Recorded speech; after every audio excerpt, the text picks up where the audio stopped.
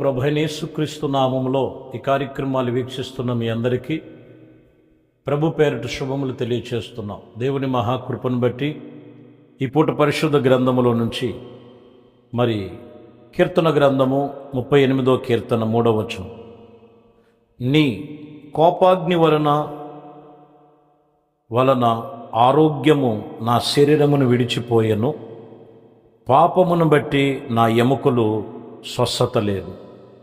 ఈ వాక్యములో మనం గమనించినట్లయితే దేవుని సన్నిధిలో భక్తుడైనటువంటి దావీదు రాసినటువంటి కీర్తనలో ఏం కావాలి, ఏం అడుగుచున్నాడు మీరు గమనిస్తే, అయ్యా నీ దృష్టికి నేను పాపం చేశాను, నీ దృష్టికి నేను కోపాగ్ని వలన నా ఆరోగ్యము లేదు, నా శరీరములో నా ఎముకలలో ఏమాత్రము కూడా స్వస్థత లేదని చెప్తున్నమాట. కాబట్టి ఆయన స్వస్థపరచువాడు, ఆయన ఆరోగ్యం ఇచ్చువాడు. ఈరోజు ఆయనకి లోబడకోకుండా కొందరు పాపములోనే ఉన్నారు, బలహీనతల్లోనే ఉన్నారు. అందువలన వారికి మరి దేవుని యొక్క స్వస్థత దూరమైపోయినట్లుగా రాయబడింది. ఇర్మియా గ్రంథంలో కూడా 17వ అధ్యాయము 14వ వచనంలో, యెహోవా నీవు నన్ను స్వస్థపరచుము, నేను స్వస్థత నొందెదను, నన్ను రక్షించుము, నేను రక్షించబడుదును, నేను నిన్ను స్తోత్రించుటకు నీవే కారణభూతుడవు. ఏమంటున్నాడు? స్వస్థపరచు, నేను స్వస్థపరచదను, నేను స్వస్థపడతా, నీవే నన్ను రక్షించు, నేను నిన్ను స్తోత్రించి నీవే ఆ స్తోత్రాలకు కారణభూతుడివి. ఈరోజు ప్రభువుని స్తుతించాలి, స్తోత్రించాలి. స్వస్థత ఆయన దగ్గరే ఉన్నది, రక్షణ ఆయన దగ్గరే ఉన్నది. ఆ లోకరక్షకుడైన ప్రభు అయిన యేసుక్రీస్తుని మనం ఎక్కడ దూరము కాక, ఎక్కడ ప్రభువుని విడిచిపెట్టక, ఎక్కడ వ్యతిరేకమైనటువంటి తలంపులకు త్రోవ లేకుండా ప్రభుతో మనం చాలా జాగ్రత్తగా ఆత్మీయతలో కొనసాగించేటువంటి విషయం జాగ్రత్త కలిగి ఉండాలండి. ఎందుకంటే ఇజ్రాయేల్ ప్రజల గురించి యెషయా గ్రంథంలో 30 అధ్యాయము 23వ వచనం, నీవు నీ భూమిలో విత్తుటకు నీ గింజలను కావలసిన వాణ్ణి ఆయన ఇదిగో కుమ్మరించి భూమి రాబడి అయినను. ఇక్కడ మీరు గమనించిన అది విస్తరించబడినట్లుగా చేసినప్పుడు ఆ దినమున నీవు పశువులు విశాలమైన గడ్డి మేటులను మేయును అని చెప్తాడు. ఇక్కడ భూమి మీద కావలసినదంతా కూడా ప్రభు సమకూరుస్తున్నాడు. కావలసినదంతా విస్తారముగా, ఆహారమే కానీ, ద్రవ్యమే కానీ, సమృద్ధే కానీ, సమస్తమే కానీ ఆయనలో సమస్తమును కూడా కలిగి ఉన్నాయి. ఈరోజు మనం గమనించినట్లయితే ఆ సర్వశక్తి కలిగిన దేవుని సన్నిధిలో ఈరోజు మనము ఆత్మ సంబంధమైన విషయములలో చాలా జాగ్రత్తగా మనము అనుసరించి నడుచుకునే విషయంలో జాగ్రత్త కలిగిన వారమై ఉండాలని వాక్యం చెప్తుంది. కొన్ని విషయాల్లో మీరు గమనించినట్లయితే దేవుని సన్నిధిలో లోబడలేనటువంటి పరిస్థితి, కొన్ని పరిస్థితులు చూడండి దేవునికి విధి విరోధముగా చేసే పరిస్థితి. అందుకనే ఏం కలుగుతుంటాయంట, సమృద్ధి అనేది ఉండదు, శరీరానికి ఆరోగ్యం ఉండదు, ఎముకలకు సత్తువ ఉండదు. కారణం ఏంటంటే దేవునితో మనం చేసేటువంటి తీర్మానాలు చాలా చాలా జాగ్రత్తగా మనం అనుసరించే వారముగా ఉండాలని దేవుని వాక్యం చెప్తున్నమాట. కాబట్టి ఇక్కడ కూడా రాయబడినటువంటి విషయంలో ప్రియమైన దేవుని బిడ్డలారా, ప్రభు సన్నిధిలో మనం చాలా జాగ్రత్తగా ఆత్మీయతలో మనము జాగ్రత్తగా కాపాడుకునే వారముగా ఉండాలని వాక్యం చెప్తున్నాం.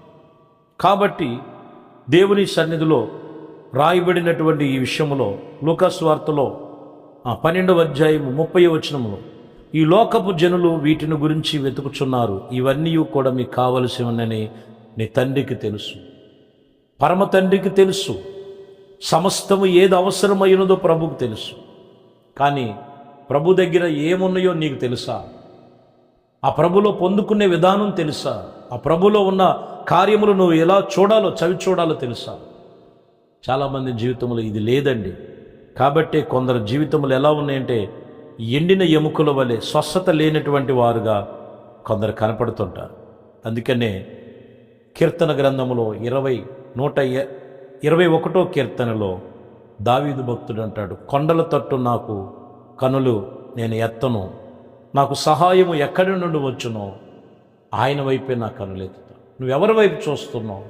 నువ్వు దేవుని వైపు చూడు, సర్వశక్తి కలిగిన దేవుని వైపు చూడు. దేవుని సన్నిధులు నువ్వు ఆశీర్వదించబడే ఫలాలు ఉన్నాయి, ఆయన వైపే చూడు. నీకు సహాయం ఆయన యొద్ద నుండే వచ్చునని రాయబడు. మరొక మాటలో 9వ అధ్యాయంలో లూకాసు వార్తలో 11వ వచనములో జనసమూహమును అది తెలుసుకొని ఆయనను వెంబడించింది. ఆయన వారిని చేర్చుకొని దేవుని రాజ్యమును గురించి వారితో మాట్లాడుచు స్వస్థత కావలసిన వారిని స్వస్థపరిచారు. ఎవరికి ఏది అవసరమై ఉన్నదో ప్రభు వారికి స్వస్థత ఇచ్చాడు. ఎప్పుడంట సమాజముగా ఆయన్ని వెంబడించినప్పుడు, దేవుడు మాటలకు చోటిచ్చినప్పుడు నీ హృదయములో, నీ ఆలోచనలో, నీ తలంపుల్లో ప్రభుకి చోటు. ప్రభు నీ మాట ఖచ్చితంగా అంగీకరిస్తాడు, నీ ప్రార్థన ఆలకిస్తాడు ఆయన. కాబట్టి ప్రభుకి నువ్వు చోటిచ్చినట్లయితే ఈరోజు ఈ మూలవాక్యములో కొందరు పాపం వలన ఆరోగ్యం కోల్పోతున్నారు, కొందరు పాపం వలన ఎముకలు క్షీణించిపోతున్నాయి, కొందరు పాపం వలన వాళ్ళకి సమృద్ధి కోల్పోతున్నారు, కొందరు పాపం వలన వాళ్ళకి కావలసినది ప్రభు వలన పొందుకోలేపారు. అందుకనే సహాయం వచ్చే జీవము కలిగిన యేసు వైపు తిరుగు. వాక్యం చెప్తున్న మాట, సమాజముగా ఎప్పుడైతే యేసుని వెంబడించారో వారికి కావలసినదంతా ప్రభు దగ్గర ఉన్నది, అది పొందుకున్నారు, అది కనులారా చూశారు. నీ జీవితంలో ముందెన్నడూ లేని అద్భుతమైన ఆశ్చర్య కార్యాలు ప్రభులో ఉన్నాయి. కాబట్టి మనుషుల మాటలు కాదు, ఇది జీవము కలిగిన దేవుని వాక్యపు మాటల్లో నీవు ఆత్మ సంబంధముగా దేవుని సన్నిధిలో సరిచేసుకో. అన్ని విషయాల్లో దేవుడు నిన్ను దీవించి ఆశీర్వదించి సమృద్ధిగా, ఆరోగ్యముగా, ఆత్మ సంబంధముగా దేవుడు నిన్ను నిలబెట్టి ఆయన కృపలో నిన్ను స్థిరపరచునుగాక. ఆమె ప్రార్థన చేసుకో. పరిశుద్ధుడా, ప్రేమ కలిగిన తండ్రి, దయగలిగిన మా ప్రభువా, మీ శ్రేష్టమైన పరిశుద్ధ నామమును బట్టి మీకు వందనాలు, స్తోత్రాలు. మీ కృప, దయా సంకల్పమును బట్టి ఇచ్చినటువంటి మాకిచ్చిన ఈ పరమ యెరూషలేము ప్రార్థన పరిచర్య, నిత్యకృప అనే కార్యక్రమాన్ని వీక్షిస్తున్న ప్రతి కుటుంబాన్ని మీ చేతుల్లో సమర్పిస్తాం. వారిని, వారి కుటుంబాన్ని తిరిగి నాయన వారిని ఆశీర్వదించి దీవించి అధికమైన మేలు, అధికమైన కృపతో నింపి సహాయం చేసి సమస్తమును మీకు అప్పగిస్తాం. మీరే కార్యములు జరిగించు. ఘనత, మహిమ, ప్రభావాలు మీకే పొందుకోండి. యేసుక్రీస్తు నామములో ప్రార్థించి వేడుకొంచున్నాము తండ్రి. ఆమేన్. ప్రభు మిమ్మల్ని దీవించి ఆశీర్వదించును. ఆమేన్.